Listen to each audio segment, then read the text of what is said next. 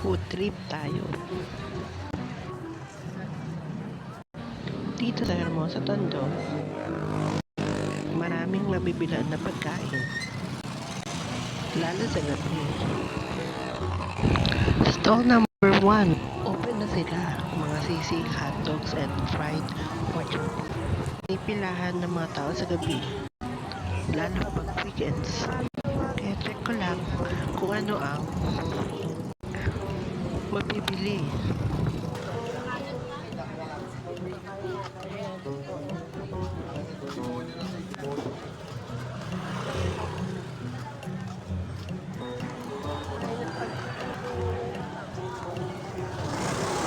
Stall number 2, mga lutong Davao.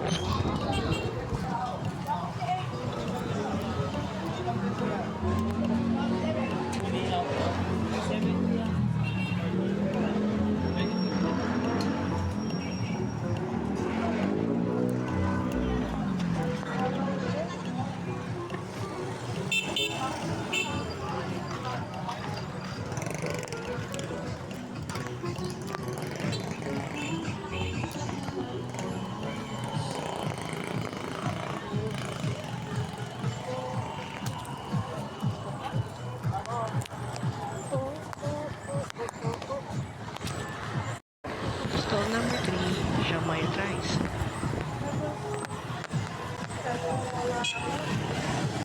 Marami pa sana sa dulo. Teka, babalikan ko na lang si stall number 1.